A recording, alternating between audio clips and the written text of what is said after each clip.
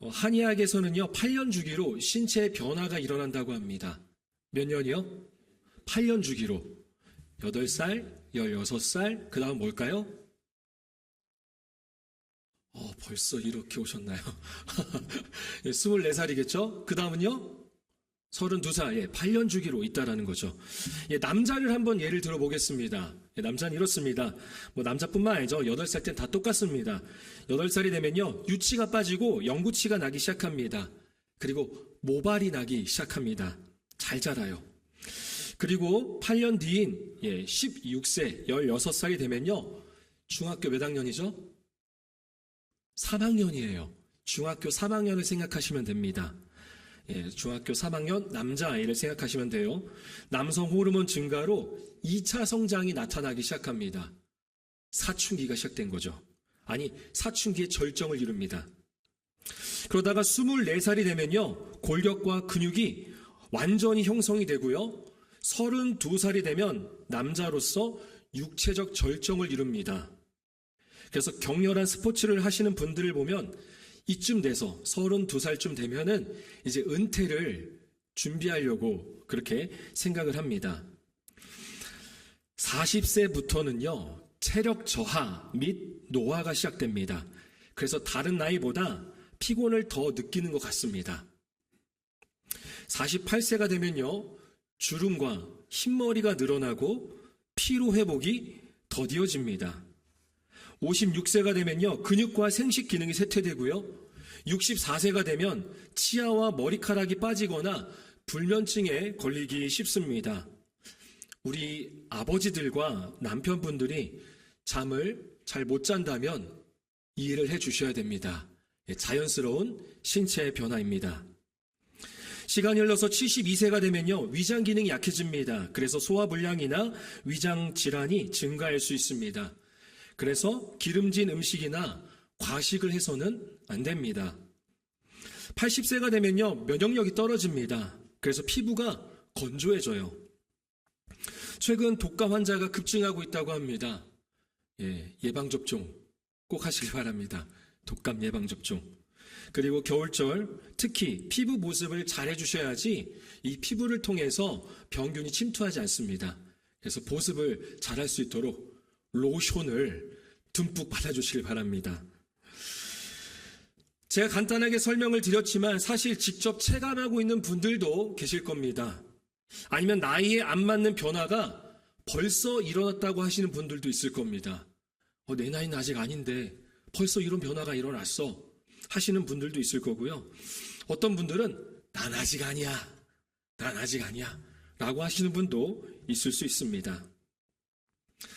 오늘 본문을 보면요, 체력도 없고 노화가 충분히 일어나 주름과 흰머리가 가득한 한 노인이 등장합니다. 그의 나이는요, 80세가 아니라 무려 85세입니다. 아마 치아나 머리카락도 어느 정도 빠졌을 테고요, 근육과 생식 기능은 기대할 수 없으며 위장 기능은 약해져서 씹고 뜯고 맛보는 그 즐거움을 누릴 수가 없는 그러한 상태일 겁니다. 면역력은 떨어져서 춥거나 더운 날씨에는 외출을 삼가야 되는, 피부는 건조해서 피부가 다 갈라진 그러한 한 노인, 그는 바로 갈렙입니다. 갈렙. 오늘 본문에서 갈렙에 대해서 먼저 이렇게 소개를 합니다. 우리 6절 말씀 상반절입니다. 6절 상반절 함께 읽겠습니다. 그때 유다 자손이 길갈에 있는 여호수아에게 나아오고,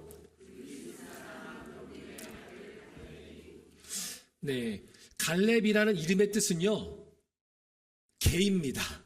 개. 옆으로 걷는 꽃게 이런 개가 아니라 멍멍 하는 개입니다. 당시의 유대 문화로 보면요, 이 개는요, 두 가지의 의미가 있습니다. 근데 이 두 가지가 완전히 상극이에요. 완전히 상반됩니다. 유대 문화에서 개는요, 이방인을 비유할 때 일컫는 말로 쓰여집니다. 우리도 가끔 누군가를 이방인으로 생각하면서 그 사람을 어떤 동물에 비유해서 소개해요? 이런 나올 뻔했죠. 조심해야 됩니다. 항상 우리의 마음을 지켜야 돼요. 개라는 동물에 비유하지 않습니까? 좋은 거예요, 나쁜 거예요? 나쁜 거죠.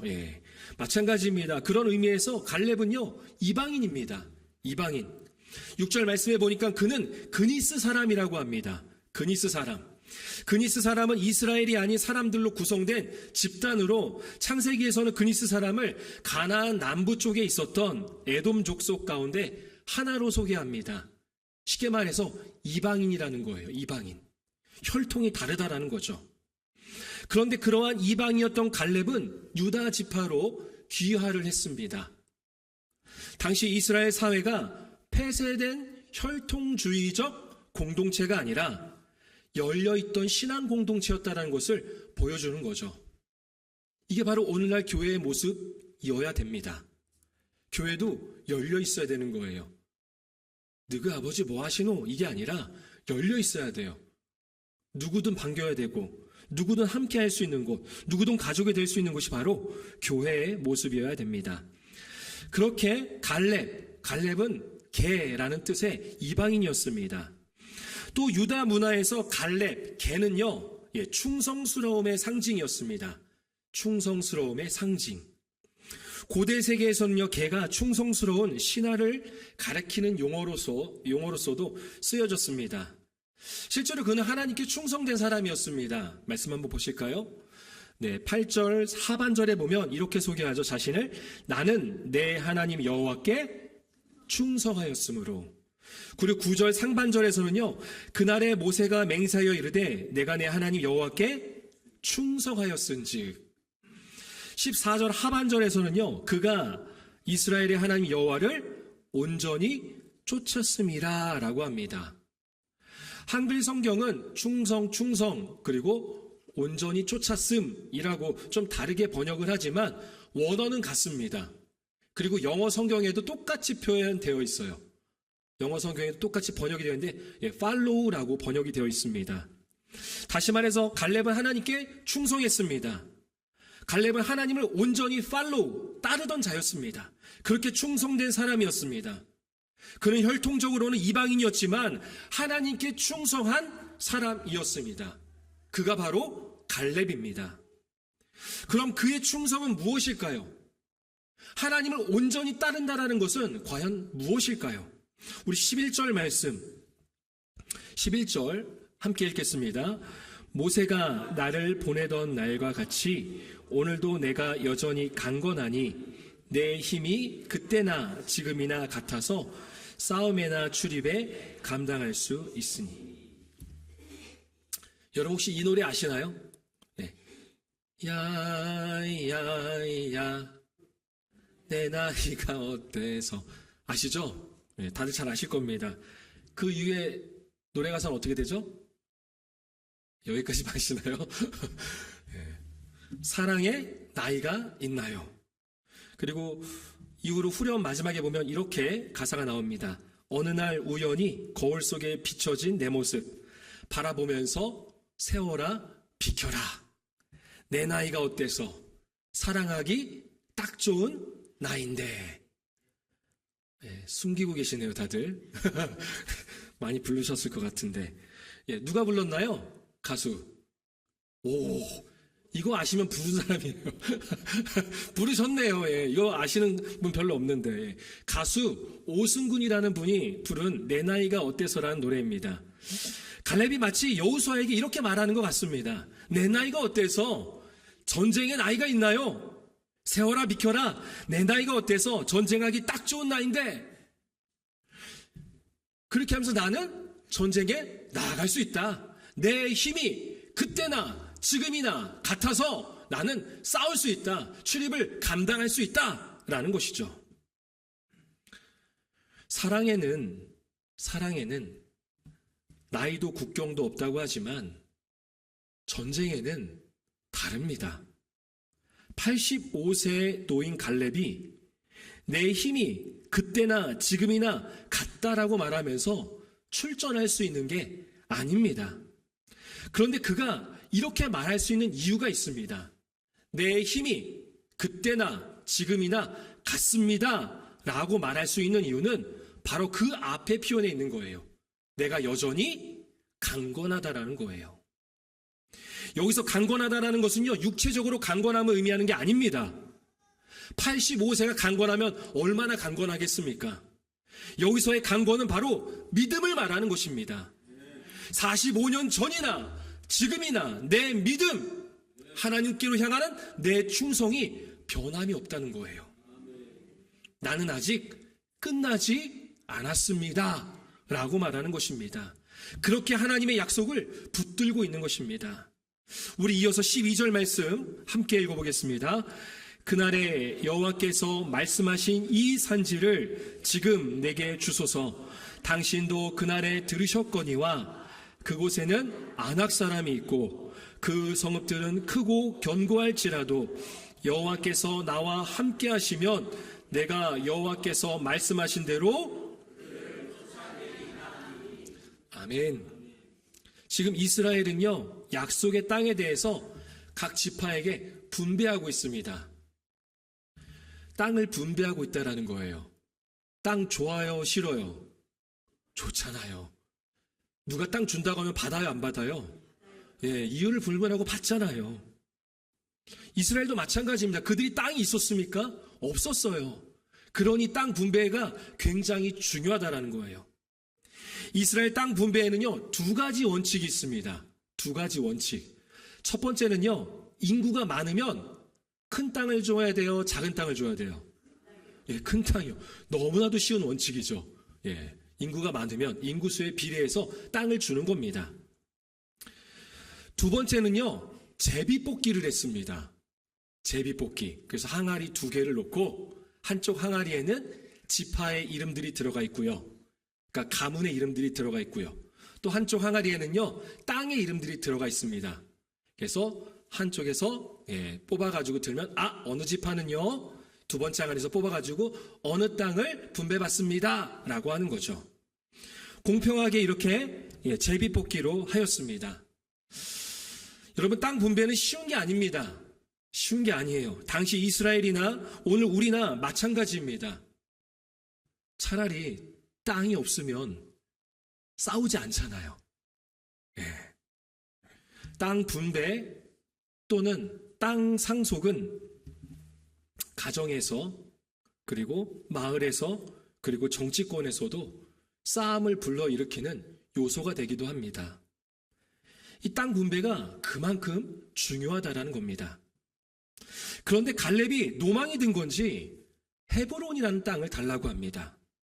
헤브론은 12절에 설명하고 있죠. 노란색 글씨로 표현했는데 뭐라고 해요? 산지라고 합니다. 여러분, 산지가 좋아요, 평화가 좋아요? 평화가 좋죠. 평화가 좋습니다. 들판이 좋은 거예요. 산지는 좋은 땅이 아닙니다. 그리고 그곳에는 전쟁에 능한 거인족속인 아낙 사람들이 있습니다. 뿐만 아니라 성읍들은 크고 견고합니다. 말도 안 되는 거죠. 갈렙의 가족들은 뒤에서 아마 이렇게 말렸을 것 같습니다. 아이고, 우리 어르신 왜 이런데? 이러면 안 되는데. 가만히 있으면 괜찮은 땅을 얻을 수도 있을 텐데 누가 좀 말려보세요 라고 할 수도 있겠죠. 여러분, 갈렙은 지금 멋진 배려를 하는 게 아닙니다. 버스나 지하철에서 당연히 앉아도 되는 자리를 양보하는 그런 멋진 배려를 하는 게 아닙니다. 아무도 갖기 싫은 땅을, 전쟁하기 싫은 사람들과 그 성읍을 다 싫어하는 것 같으니까 내가 가져갈게요. 우리 가문이 가져갈게요 라고 하는 배려와 양보를 하는 게 아닙니다. 갈렙은 하나님이 말씀하신 내 발로 밟는 땅은 영원히 너와 내 자손의 기업이 되리라 라는 이 약속을 신뢰하기 때문에, 다시 말해서 하나님의 약속이기 때문에 45년 전에도 그리고 지금도 밟고 있는 이 땅을 달라고 요청하고 있는 것입니다. 멋진 배려가 아니에요. 하나님의 약속이기 때문에 달라고 하고 있는 것입니다. 결국 그는 여호수아로부터 축복을 받고 헤브론을 받게 됩니다. 우리 15절 말씀 같이 한번 15절 읽겠습니다. 헤브론의 옛 이름은 기랏 아르바라. 아르바는 아낙 사람 가운데서 가장 큰 사람이었더라. 그리고 기랏은요, 기랏이라는 말은 성읍입니다. 그러니까 기랏 아르바는요, 아르바의 성읍이라는 거예요. 근데 15절에 보니까 아르바가 무엇인지 설명하고 있죠. 아낙 사람 가운데 가장 큰 사람이라는 거예요. 거인 족속 가운데서도 가장 힘이 세고 가장 전쟁에 능한 사람이라는 거죠. 그런 사람들임에도 불구하고 갈렙은 헤브론을 얻었습니다. 갈렙에게 있어서 하나님이 말씀하신 약속의 땅을 얻기까지는 끝난 게 아니기 때문입니다. 그는 끝까지 하나님이 약속하신 땅을 구했습니다. 우리에게도 이러한 신앙이 필요합니다. 아직 끝나지 않았습니다. 나이가 많든 육체가 연약해도 우리는 하나님의 약속을 얻기까지 끝난 게 아닙니다. 환경이 불리할 수 있습니다. 마치 헤브론처럼 산지이고 아낙 사람이 있고 그 성읍은 크고 견고할 수 있습니다. 그렇게 불리할 수 있고 포기하고 싶을 수도 있고 조건이 부족할 수도 있습니다. 그만 끝내고 싶을 수도 있습니다. 그럴 때 갈렙이 하나님의 약속을 신뢰했던 것처럼 우리도 끝까지 하나님의 약속을 붙들어야 합니다. 네, 어쩌면 그런 생각을 하시는 분들도 있을 겁니다. 에이, 그건 갈렙이고요. 갈렙은 믿음 좋은 사람이잖아요. 충성 좋은 사람이잖아요. 그건 갈렙이니까 한 거고요. 그건 저 장로님이니까, 목사님이니까, 권사님이니까, 신앙생활 오래 하셨으니까, 건강하니까, 돈이 좀 있으니까, 젊으니까, 주변에 사람들이 많으니까, 옆에서 사람들이 도와주니까. 나는 아니에요. 나는 못해요. 나는 신앙적인 그러한 지식도 별로 없고요. 나는 끝났어요. 난 나이도 많고 연약합니다. 돈도 없어요. 백도 없어요. 주변에 사람도 별로 없어요. 난 이 정도 했으면 충분해요. 그만 끝내겠습니다. 라고 하는 사람들도 있을 수 있습니다. 갈렙은 아직 끝나지 않았다 라고 생각하며 산지임에도 전쟁에 강한 이들이 있음에도 성읍이 크고 견고해도 그는 전쟁에 참여합니다. 그 땅을 달라고 요청합니다. 그가 그렇게 말할 수 있는 이유는 무엇일까요? 우리 12절 말씀 다시 한번 12절 읽겠습니다. 오늘 말씀에서 가장 중요한데요. 12절 함께 읽겠습니다. 그날에 여호와께서 말씀하신 이 산지를 지금 내게 주소서. 당신도 그날에 들으셨거니와 그곳에는 아낙 사람이 있고 그 성읍들은 크고 견고할지라도 여호와께서 나와 함께 하시면 내가 여호와께서 말씀하신 대로 그들을 쫓아내리이다 하니. 하나님이 함께 하시면요, 출신이 이방인이어도 상관이 없습니다. 나이가 많아도 산지든 들이든 거대한 강력한 군사가 있다 하더라도 그 성읍이 크고 견고하더라도 상관이 없습니다. 하나님이 함께 하시면 환경이 불리하고 조건이 부족해도 상관이 없습니다. 하나님이 함께 하시면 그 약속을 믿는 자에게 하나님은 약속을 이루십니다. 여러분, 하나님이 우리와 함께 하십니다. 나이뿐만이 아니라 남자든 여자든 어떤 직장을 다니든 이것이 중요한 게 아닙니다. 학벌이 부족해도 경제적 여유가 없어도 인맥이 적어도 괜찮습니다. 하나님이 함께 하시면 하나님의 약속이 우리의 삶 가운데서 나타나기 시작합니다. 그렇게 이루어지는 것입니다. 하나님 함께 하시기 때문에 하나님의 약속을 얻을 수 있습니다. 갈렙이 85세가 되어서 그가 이제 죽을 날이 머지않았기 때문에 이렇게 고백하는 것일까요? 그가 45년 전에 그의 나이 40세 때 했던 고백을 함께 읽어보겠습니다. 민수기 14장 9절입니다. 함께 읽겠습니다. 다만 여호와를 거역하지는 말라. 또 그 땅 백성을 두려워하지 말라. 그들은 우리의 먹이라. 그들의 보호자는 그들에게서 떠났고 여호와는 우리와 함께 하시느니라. 그들을 두려워하지 말라 하나. 45년 전에도 이곳에서 갈렙은 가나안 땅을 정탐하고 이렇게 외쳤습니다. 여호와께서 우리와 함께 하십니다. 이것이 그의 충성이고 그의 믿음이었습니다.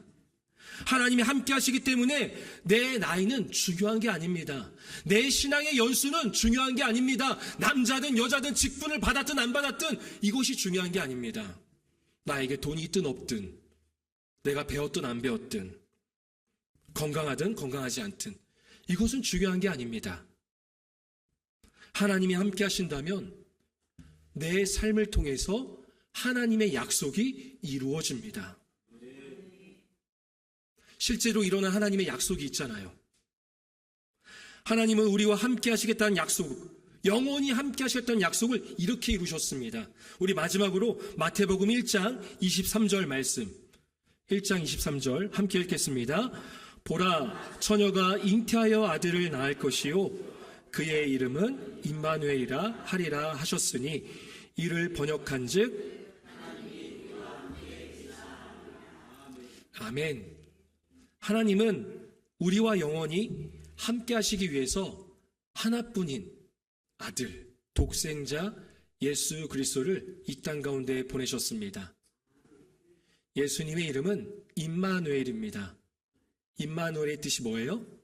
하나님이 우리와 함께 계시다. 우리와 영원히 함께 하시기 위해서 예수님을 보내주셨습니다. 이 예수님을 믿는 우리가 하나님과 영원히 함께하게 되었습니다. 이 약속의 말씀을 신뢰하시길 바랍니다. 하나님이 약속하신 것을 포기하지 마십시오. 우리에게는 끝은 없습니다.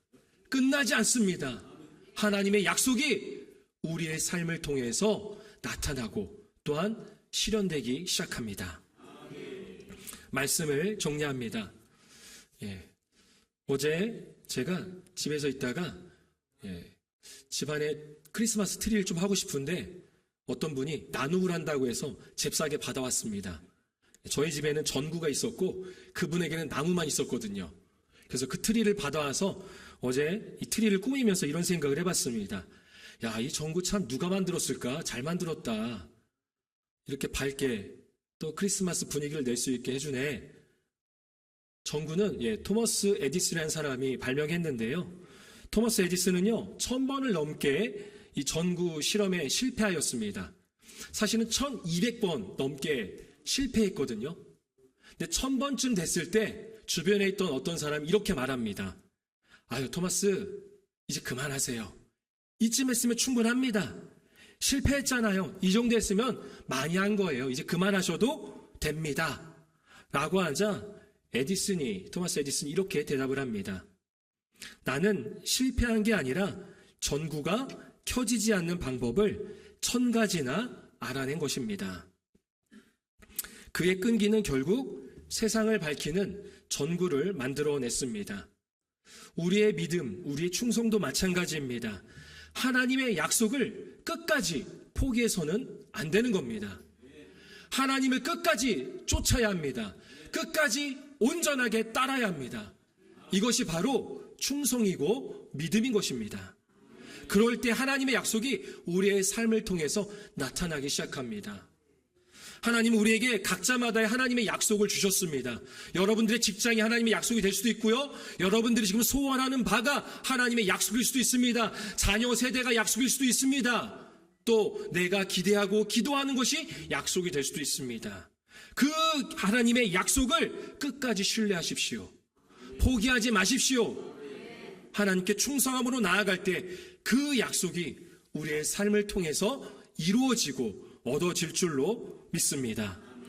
여러분, 갈렙을 한번 생각해 보십시오. 갈렙이 이렇게 이야기하고 나서 전쟁을 하러 헤브론으로 나가는 그 발걸음 어떠할까요? 이렇게 말했다고 해서 아낙 자손들이 사라졌을까요? 거대한 그 민족들이 한순간에 사라져버렸을까요?